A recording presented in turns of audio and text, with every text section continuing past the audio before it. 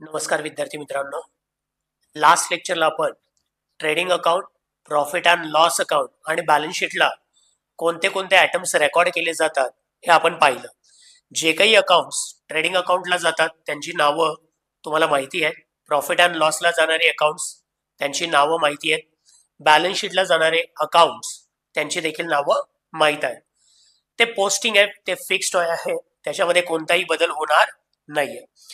Trial balance तुम्हाला माहित आहे. दोन प्रकारचे ट्रायल बॅलन्सचे फॉर्मॅट आहेत, जर्नल फॉर्मॅट, लेजर फॉर्मॅट.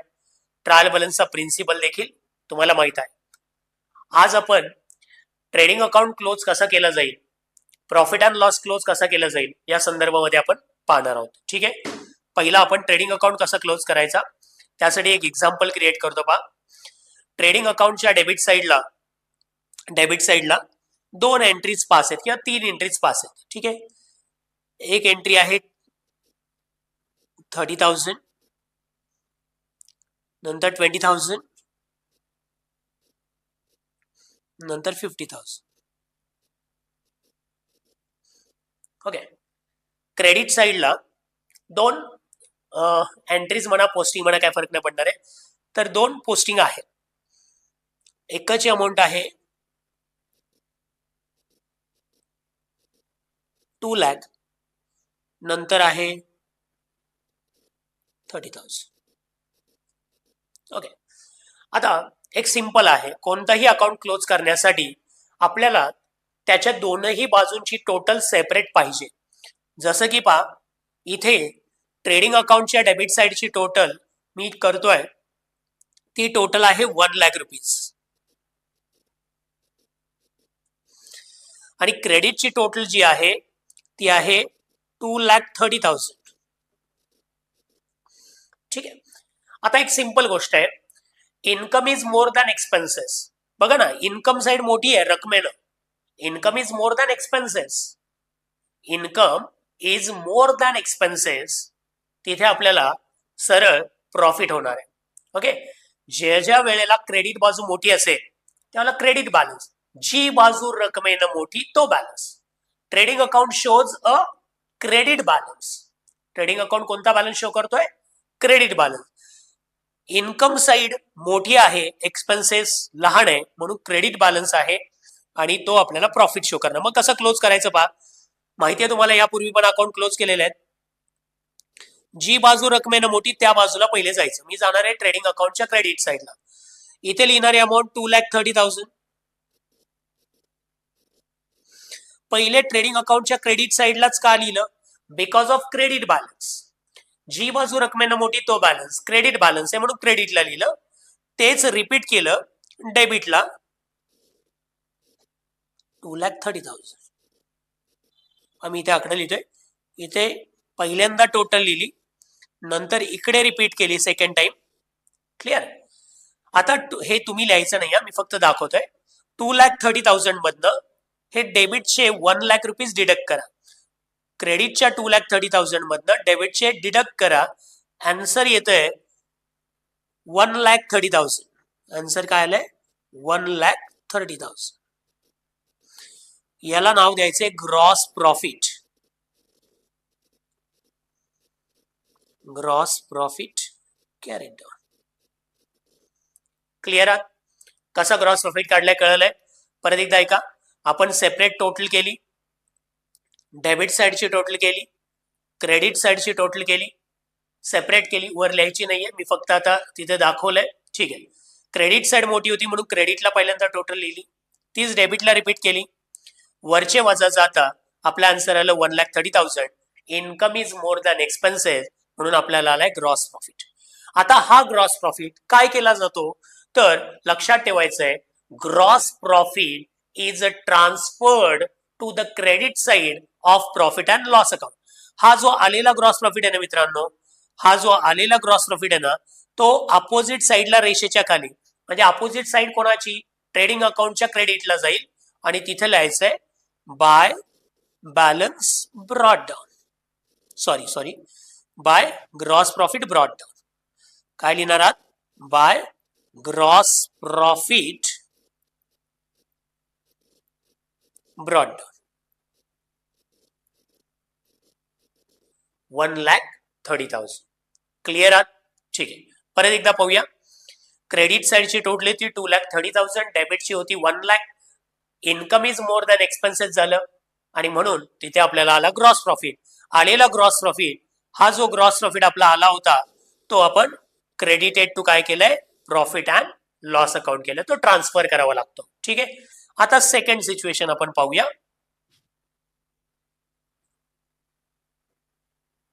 ठीक आहे. सेकंड सिच्युएशन पाहूया.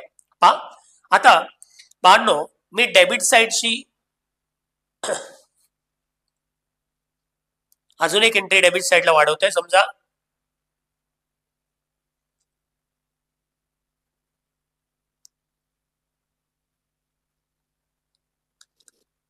डेबिट साईडला अजून एक पोस्टिंग आलं 2,00,000 रुपीजचं. ओके. क्रेडिटला तेवढंच आहे. आता डेबिटची टोटल सेपरेट आपण करावं लागेल आणि क्रेडिटची सेपरेट करावं लागेल. ठीक आहे. आता बघा इथे 30,000 प्लस 20,000, 50,000 प्लस 50,000, 1,00,000, 1,00,000 प्लस 2,00,000, 3,00,000. डेबिटची टोटल आहे 3,00,000 रुपीज.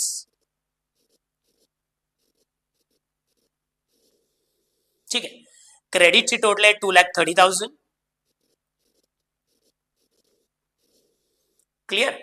आता मला सांगा, तुम्ही दोन्ही बाजूंची टोटल केली, दोन्ही बाजूची टोटल करणं याला बोलतात कास्टिंग करणं. मग डेबिट कास्टिंग किती आहे? 3,00,000. क्रेडिट कास्टिंग किती आहे? 2,30,000. मग इथे देखील एक गोष्ट आपल्याला समजायला पाहिजे, जी बाजू रकमेनं मोठी तो balance. Trading account shows a debit balance. Trading account आज डेबिट बॅलन्स शो करतोय कारण डेबिट बाजू रकमेनं मोठी आहे. मग अशा केसमध्ये आपल्याला पहिल्यांदा डेबिट साईडला यायचंय कारण आपली डेबिट साईड मोठी आहे. पहा, मी पहिल्यांदा डेबिट साईडला आलो, इथे लिहिले 3,00,000 रुपीज. ही टोटल मी पहिल्यांदा लिहितोय, फर्स्ट टाइम लिहितोय. का लिहिली पहिल्यांदा इथे? कारण ती बाजू रकमेनं मोठी आहे. ठीक आहे. तीच टोटल अपोजिट साईडला रिपीट करायची आहे, 3,00,000.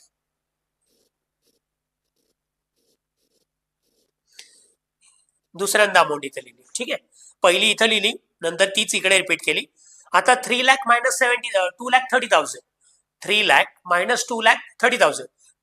डेबिटच्या टोटल मधून क्रेडिटचे लेस करायचे. आन्सर आलं 70,000, 70,000. याला नाव द्यायचे gross loss. By gross loss carried down. ठीक आहे. परत एकदा पहा, डेबिटची टोटल होती 3,00,000, क्रेडिटची टोटल होती 2,30,000. वर्षभरामध्ये आपल्याला खर्च 3,00,000 रुपये झालाय. आपल्याला इन्कम मिळालंय फक्त 2,30,000. Expenses is more than income झालाय. जेव्हा खर्च जास्त आणि उत्पन्न कमी त्यावेळेला आपल्याला लॉस येतो. म्हणून पहिल्यांदा आपण डेबिट साईडला टोटल लिहिली 3,00,000, तीच रिपीट केली क्रेडिट साईडला 3,00,000. वरचे वजा जाता 70,000चा ग्रॉस लॉस आला. आता आलेला ग्रॉस लॉस हा देखील ट्रान्सफर केला जातो. Gross loss is transferred to the debit side of profit and loss account. म्हणजे प्रॉफिट अँड लॉसच्या डेबिटला पहिल्या ओळीवर तो लॉस रेकॉर्ड केला जाईल. 70,000. क्लिअर? मग एका वेळेला दोन्ही सिच्युएशन येणार आहे का? नाही. एकतर प्रॉफिट होईल नाही तर लॉस होईल. मग प्रॉफिट केव्हा होईल? जेव्हा ट्रेडिंग अकाउंटची क्रेडिट साइड मोठी असेल तेव्हा आपल्याला मिळेल ग्रॉस प्रॉफिट. म्हणून यावरनं काय ऑब्जेक्टिव्ह तयार होतं? Credit balance on trading account shows gross profit. Debit balance on trading account shows gross loss. Gross profit is transferred to the credit side of profit and loss account. जर का gross profit झाला तर profit and लॉसच्या क्रेडिटला आणि gross loss झाला तर profit and लॉसच्या डेबिटला. क्लिअर इथपर्यंत? चला आता प्रॉफिट अँड लॉसचं बोलतोय. आता मी ही एंट्री पण पुसून टाकतोय. आता प्रॉफिट अँड लॉसच्या डेबिटला एकच सिंगल रक्कम घेतो म्हणजे तुम्हाला पटकन कळेल. प्रॉफिट अँड लॉसच्या डेबिटला अनेक एंट्रीज आहेत, त्याची सगळ्यांची टोटल आहे 1,00,000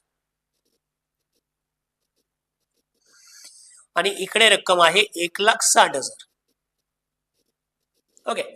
आता प्रॉफिट अँड लॉसची डेबिट आहे 1,00,000, क्रेडिट आहे 1,60,000. अर्थातच प्रॉफिट अँड लॉसची क्रेडिट साइड म्हणजे इन्कम साइड, उत्पन्न बाजू आहे ती, आणि डेबिटला खर्च बाजू असते. Okay, trading account same profit and loss सुद्धा नॉमिनलचा प्रकार. Trading account is a account of nominal, profit and loss account is a account of nominal. And nominal rule for debit, debit all expenses and losses, credit all income and gains. आपला खर्च झालाय ट्रेडिंगच्या डेबिटला, उत्पन्न क्रेडिटला. आता पाहूया credit साइडची total आहे मित्रांनो 1,60,000. क्रेडिट साइड मोठी आहे म्हणून मी पहिल्या क्रेडिटला लिहिलं. सेम रिपीट केलं डेबिटला 1,60,000. वरचे 1 लाख रुपीज डिडक्ट केल्यानंतर आपल्याला आलाय 60,000चा नेट प्रॉफिट. इथे आलेला आहे नेट प्रॉफिट.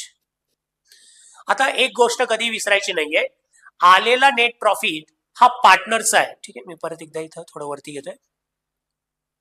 नेट प्रॉफिट आलाय 60,000चा.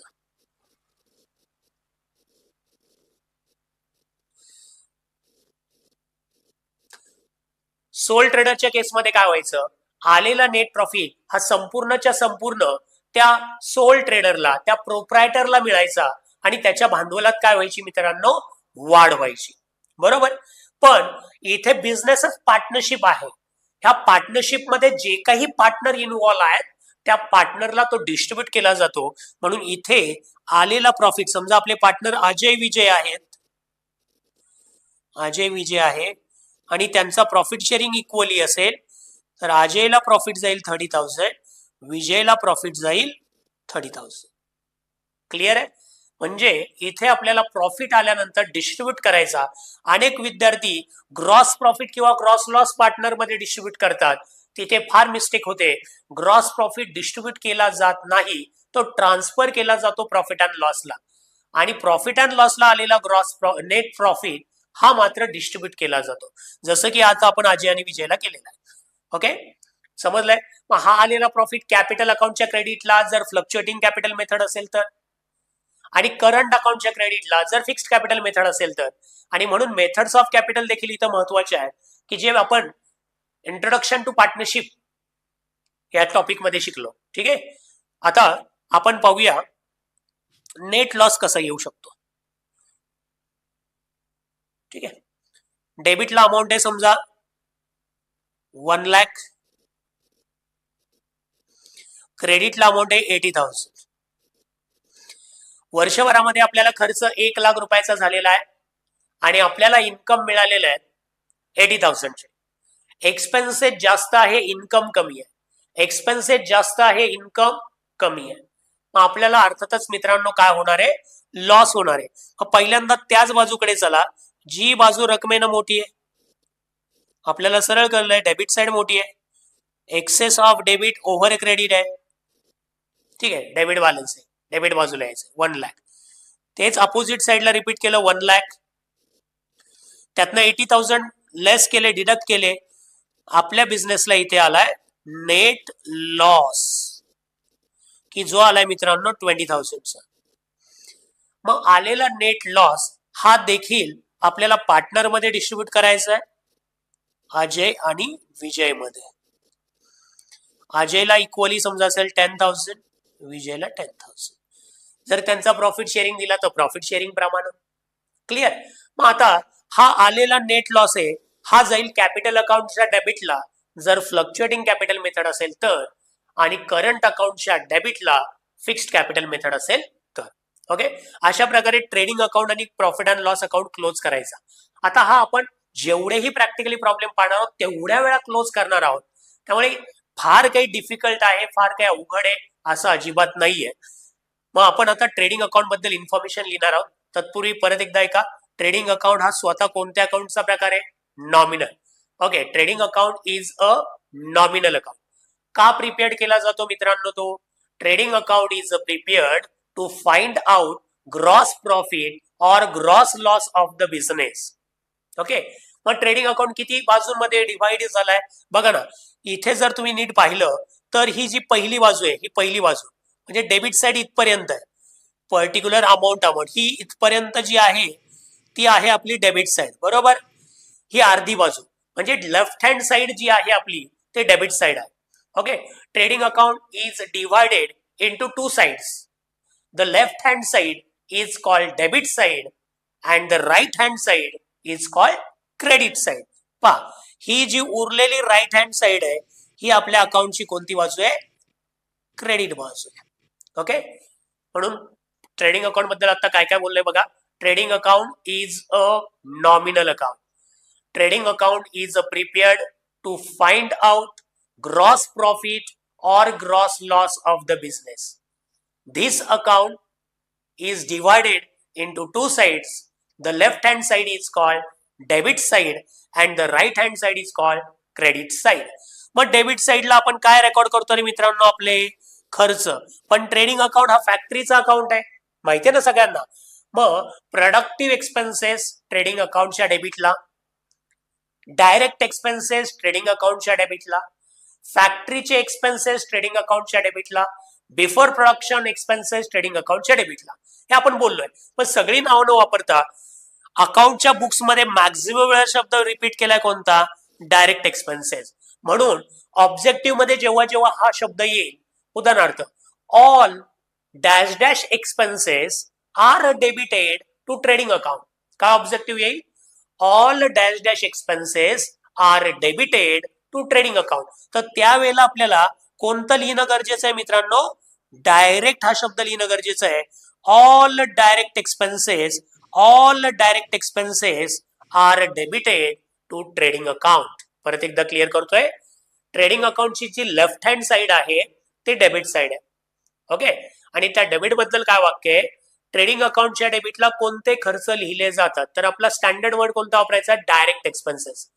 कारण 4 उत्तर आहेत: productive, direct, factory, before production. पण हे बाकीचे जे वर्ड आहेत ते आपण तुम्हाला समजण्यासाठी एक्सप्लेन केलेले आहेत, पण ते कुठेही तुम्हाला टेक्स्टबुक मध्ये पाहायला मिळणार नाही. मग टेक्स्टबुक मध्ये कोणता शब्द पाहायला मिळेल? डायरेक्ट. म्हणून आन्सर म्हणून काय लिहायचं? डायरेक्ट. समजून घेण्यासाठी बाकीचे वर्ड आपण वापरतो, पण ऑब्जेक्टिव्ह मध्ये डायरेक्ट एक्सपेन्सेस रेकॉर्ड करायचं. म्हणून काय बोललोय बघा, all dash dash expenses are debited to trading account, all direct expenses are debited to trading account. बरं, क्रेडिटला काय लिहिलं जातं मित्रांनो? इन्कम लिहिलं जातं. मग इथे पण कोणतं इन्कम, कोणते उत्पन्न लिहिले जातात? कोणती उत्पन्न लिहिले जातात मित्रांनो? तर direct incomes. All direct incomes are credited to trading account. Clear आहात बाळांनो? ठीक आहे. मग आता आपण ट्रेडिंग अकाउंट बद्दल जे बोललोय ते आता लगेचच पाहूया. ठीक आहे, दिसतेय पीडीएफ? हा, मग आता आज जी पीडीएफ तुम्हाला मी सेंड करेल ती प्रॉपर आहे तशीच लिहायची आहे. ओके, आहे तशी लिहून घ्यायची आहे. तुमचं आतापर्यंतच लिहून झालं असेल. कुठपर्यंत? कुठपर्यंत? याच्या अगोदरची कोणती पीडीएफ होती लिहिण्यासाठी? प्रिपरेशन ऑफ फायनल अकाउंट, आठवते? आणि त्याच्या खाली काय लिहिलं होतं? Final account is prepared on the basis of trial balance and adjustment, किंवा trial balance and adjustment are the base of final account.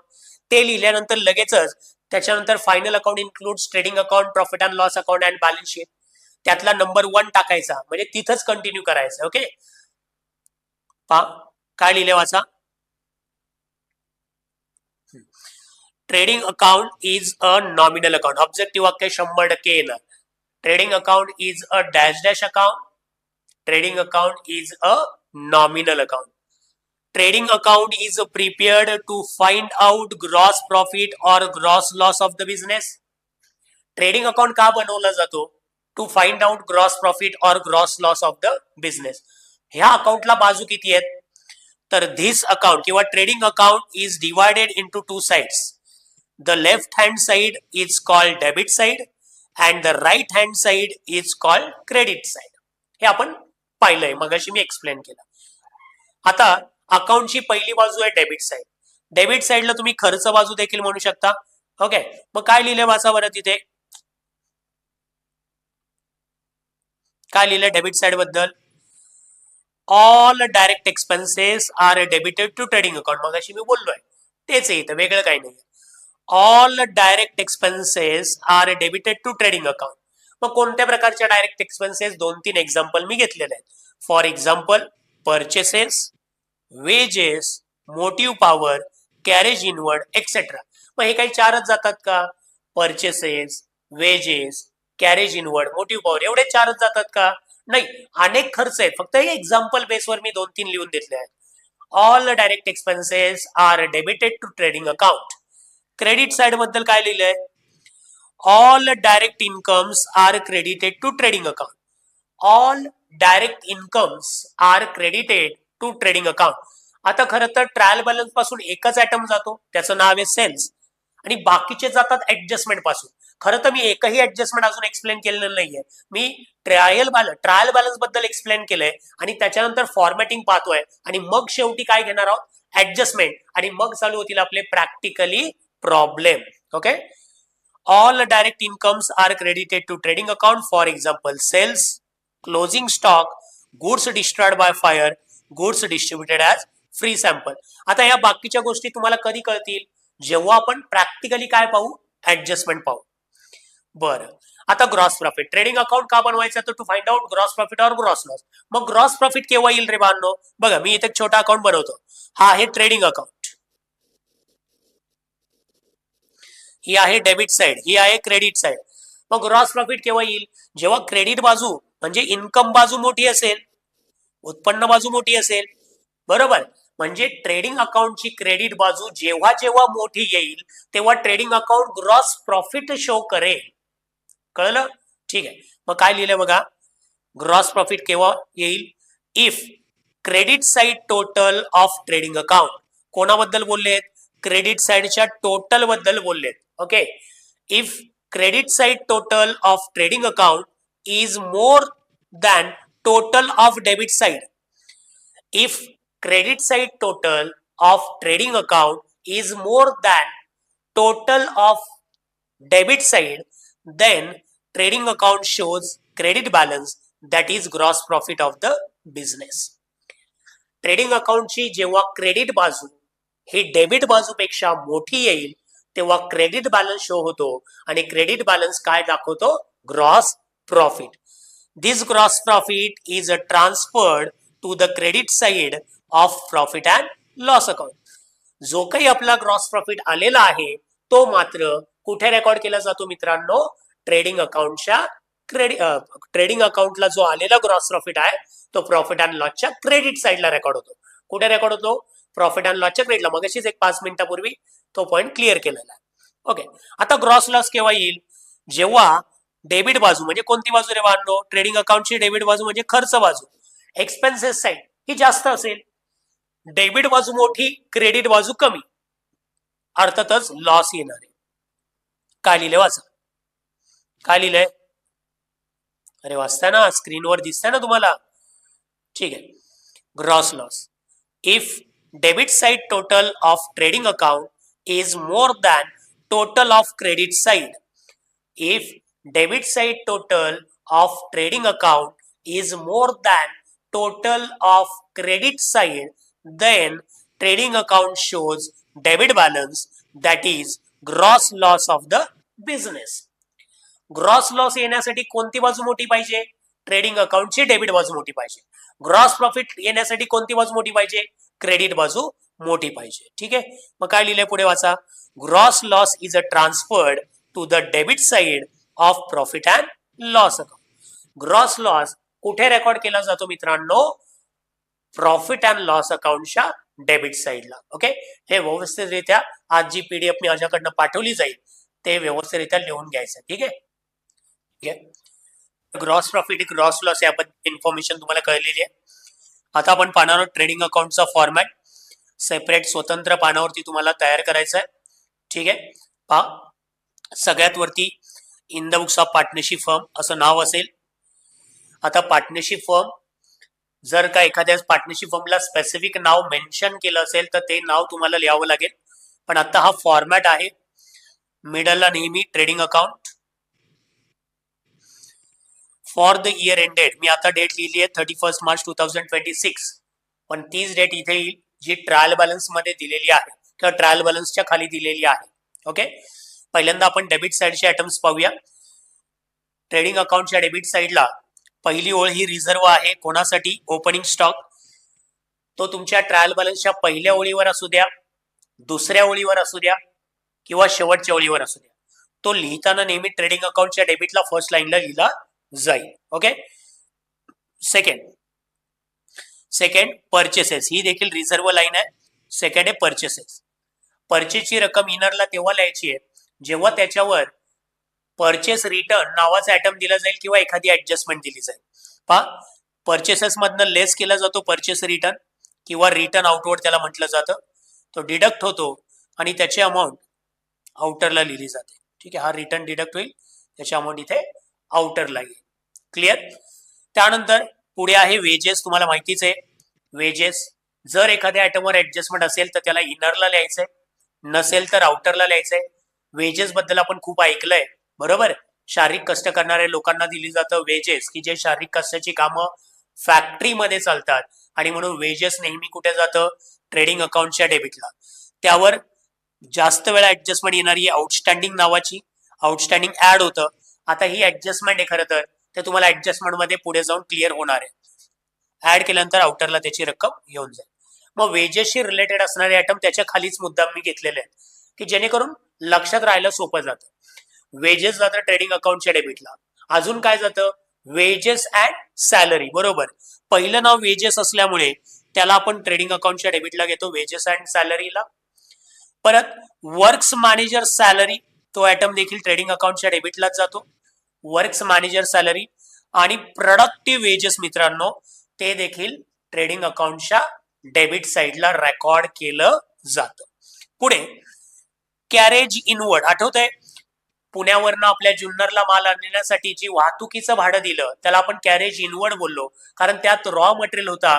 Raw material जर फॅक्टरीपर्यंत पोहोचला नाही तर आपल्या फॅक्टरीमध्ये प्रोडक्ट तयार होणार नाही. म्हणून कॅरेज इनवर्ड हा प्रोडक्टिव्ह एक्सपेन्सेस होता आणि म्हणून तो कुठे गेला, ट्रेडिंग अकाउंटच्या डेबिटला. बरं, कॅरेज इनवर्डचं पर्यायी नाव तुम्ही लिहा. आता माझ्याकडे इथे मी ऑब्लिक करून लिहितो, carriage on sales. Carriage on purchases. हा परचेसेस, सेल्स नाही. Carriage on purchases. Carriage inward means काय, कॅरेज ऑन परचेसेस. काही केसमध्ये फक्त कॅरेज देतात, आठवतंय. कॅरेज इनवर्ड जातं ट्रेडिंग अकाउंटच्या डेबिटला, कॅरेज आउटवर्ड जातं प्रॉफिट अँड लॉसच्या डेबिटला.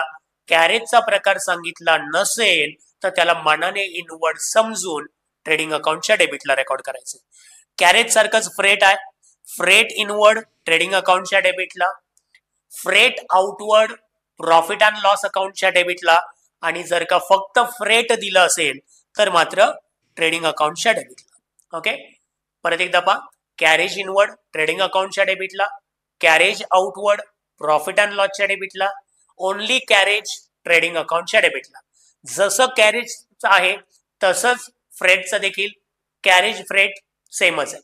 ओके, मग फ्रेट इनवर्ड ट्रेडिंग अकाउंटच्या डेबिटला, freight outward debited to profit and loss, profit and लॉसच्या डेबिटला, ओनली फ्रेट ट्रेडिंग अकाउंटच्या डेबिटला. पुढे import duty debited to trading account. इथे चुकून माझ्याकडनं एक्सपोर्ट ड्युटी टाईप झाल्या, एक्सपोर्ट ड्युटी नाही जात इथे, मी पीडीएफ मधून काढून टाकेल. एक्सपोर्ट ड्युटी प्रॉफिट अँड लॉसच्या डेबिटला जाते, फक्त इम्पोर्ट ड्युटी ट्रेडिंगला जाते. ठीक आहे. Custom duty debited to trading account, dock duty debited to trading account, octroi. Octroi म्हणजे जकात. आता खरं तर हा आयटम नवीन ट्रायल बॅलन्स मध्ये, नवीन बुक्स मध्ये तुम्हाला पुढे पाहायला मिळणार नाही. जीएसटीच्या अगोदर ऑक्ट्रॉय होता, पण जीएसटी आल्यानंतर ऑक्ट्रॉय कॅन्सल झालाय, आणि म्हणून ऑक्ट्रॉय म्हणजे जकात ही मालावर भरली जायची, आणि म्हणून तो नेहमी डेबिटेड टू ट्रेडिंग अकाउंट जायचा. Octroi debited to trading account. Octroi नावाचा आयटम आपण जेव्हा जुने प्रॉब्लेम पाहू, ओल्ड बोर्ड एक्झामचे प्रॉब्लेम पाहू, त्यावेळेला पाहायला मिळेल. म्हणून ऑक्ट्रॉय मी घेतलेला आहे आपल्या फॉर्मॅटमध्ये, debited to trading account. Factory rent debited to trading account. माहितीये ना, फक्त रेंट दिलं डेबिटला, प्रॉफिट अँड लॉसच्या डेबिटला, रेंट दिलं क्रेडिटला, प्रॉफिट अँड लॉसच्या क्रेडिटला, ऑफिस रेंट दिलं प्रॉफिट अँड लॉसच्या डेबिटला. फॅक्टरी रेंट जेव्हा मेन्शन करतील तेव्हा मात्र त्याला कुठे रेकॉर्ड करावं लागेल, ट्रेडिंग अकाउंटच्या डेबिटला. मी परत एकदा रिपीट करतोय, इम्पोर्ट ड्युटी ट्रेडिंगला जाते, एक्सपोर्ट ड्युटी प्रॉफिट अँड लॉसला. हे बाय मिस्टेकली प्रिंट झालेलं आहे, त्याला मी पीडीएफ मधून काढून टाकेल. ठीक आहे. Custom duty, dock duty, octroi, factory rent debited to trading account. पुढे factory insurance debited to trading account. फक्त इन्शुरन्स प्रीमियम नावाचा आयटम दिला तर मात्र तो कुठे घ्यायचा आहे, प्रॉफिट अँड लॉसच्या डेबिटला. पण फॅक्टरी हा शब्द जॉईन झाला तर डेबिटेड टू काय, ट्रेडिंग अकाउंट. मोटिव्ह पॉवर आठवतंय किरकोळ स्वरूपात असेल तर light bill electricity charges debited to profit and loss account. पण motive power, power and fuel, coal, gas, water, petrol, diesel, oil हे सगळं ट्रेडिंग अकाउंटच्या डेबिटला. हिटिंग अँड लाइटिंग देखील ट्रेडिंग अकाउंटच्या डेबिटला जातं. पॉवर अँड फ्युएल सारखंच आहे हिटिंग अँड लाइटिंग. पुढे आहे मॅन्युफॅक्चरिंग एक्सपेन्सेस. नावातच आहे मॅन्युफॅक्चरिंग एक्सपेन्सेस, वस्तू निर्मित करण्यासाठी होणारे खर्च. Manufacturing expenses is also non as productive expenses, म्हणून ट्रेडिंग अकाउंटच्या डेबिटला. आता रॉयल्टी बद्दल मी क्लिअर करेन. रॉयल्टी, ओके, रॉयल्टी ट्रेडिंग अकाउंटच्या डेबिटला का जाते याचं कारण जरा ऐकून घेऊया. असं गृहीत धरा आपण बिझनेस करतोय आणि आपल्या बिझनेसमध्ये समजा आपण मोबाईल मॅन्युफॅक्चर करतोय आणि आपल्या मोबाईलमध्ये इनबिल्ड, प्ले स्टोअरवर नाही, इनबिल्ड आपल्याला ऍप इन्स्टॉल पाहिजे. इनबिल्ड आपल्या मोबाईलमध्ये इनबिल्ड ऍप, एक चांगला ऍप इन्स्टॉल पाहिजे. त्यासाठी ते ऍप बनवणारा जो डेव्हलपर आहे त्याला आपण सांगितलं की आमच्या मोबाईलमध्ये आम्ही मॅन्युफॅक्चर करतोय. मोबाईल मॅन्युफॅक्चर करतानाच तुमचं ऍप आमच्या मोबाईलमध्ये इनबिल्ड इन्स्टॉल पाहिजे. मग आता तो काय म्हणेल की मी माझं ऍप तुमच्या मोबाईलमध्ये डायरेक्ट इन्स्टॉल करून देतोय. त्यासाठी मी ऍप तयार करण्यासाठी खूप सारे कष्ट घेतलेले आहेत, खूप जास्त मेहनत घेतलेली आहे. मग मी जर तुमच्या मोबाईलमध्ये त्या ऍप इन्स्टॉल केले तर मला काहीतरी फायदा पाहिजे. म्हणून याने जे ऍप डेव्हलप केलंय ते आपल्या मोबाईलमध्ये डायरेक्ट इन्स्टॉल करण्यासाठी, म्हणजे आपण मोबाईल मॅन्युफॅक्चर करतोय, मॅन्युफॅक्चरच्या वतीने बोलतोय, ते डायरेक्ट आपल्या मोबाईलमध्ये इन्स्टॉल करण्यासाठी आपल्याला ज्याने ते ऍप डेव्हलप केलंय त्याला आपल्याला एक अमाऊंट पे करावं लागणार आहे.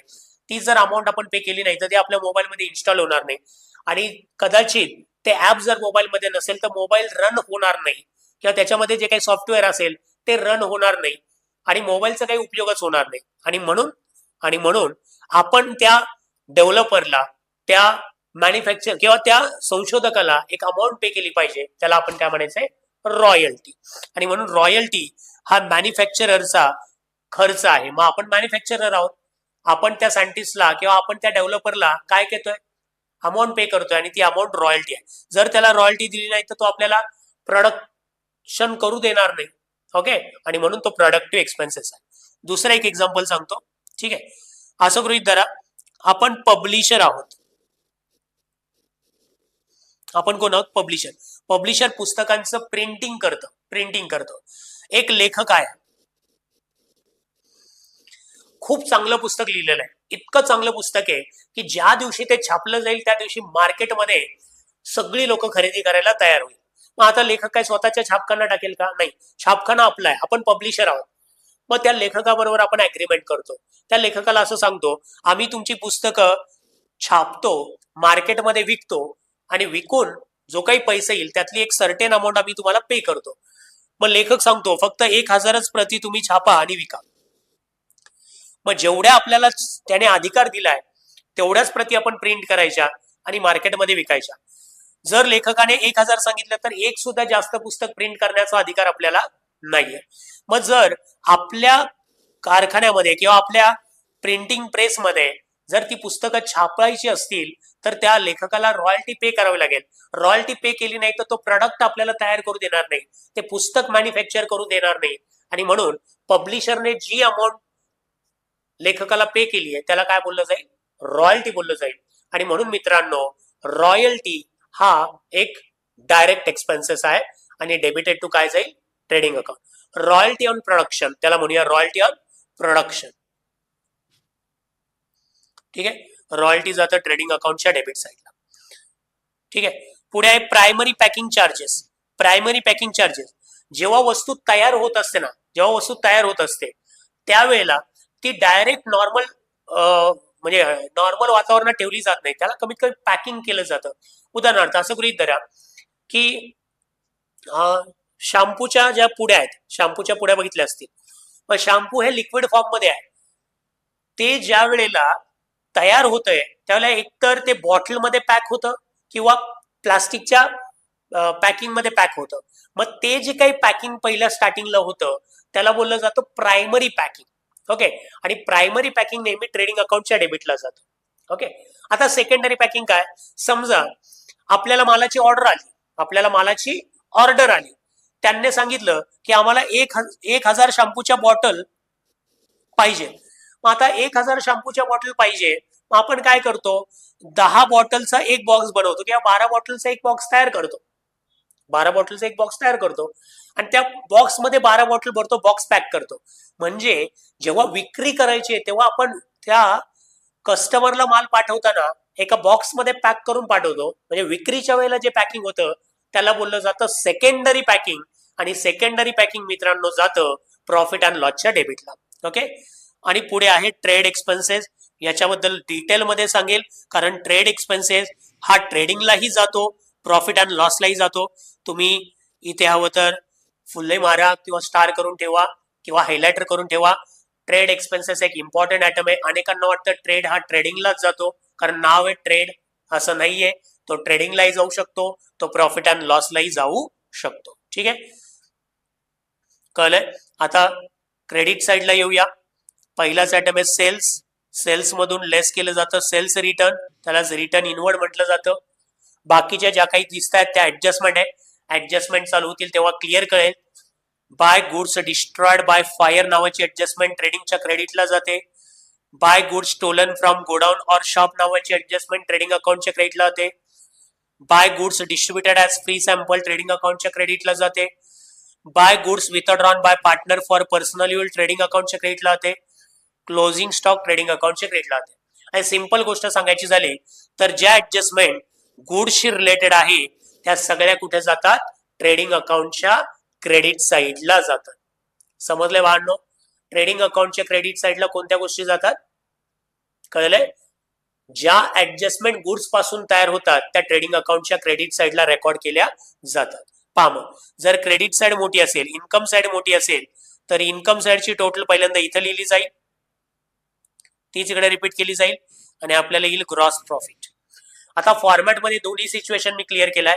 जर डेबिट साईड मोठी आली तर ग्रॉस लॉस येईल. क्लिअर आहे? मग आज हा लेक्चर संपूर्ण ऐकायचा. एक 38-40 मिनिटाचा हा लेक्चर आहे आजचा. हा लेक्चर झाला रे झाला की लगेचच तुम्हाला आलेली पीडीएफ लिहून काढायची, त्याला 20-30 मिनिटं निघून जातील. कळलंय? आज प्रॉफिट अँड लॉस लगेच घेत नाही, कारण लगेच कन्फ्युजन क्रिएट होईल. ट्रेडिंग अकाउंट पूर्णपणे फॉर्मॅट नीट समजून घ्या आणि आहे तसा तुमच्या नोटबुक मध्ये तयार करून ठेवा. ठीक आहे, चालेल. धन्यवाद. थांबूया आपण.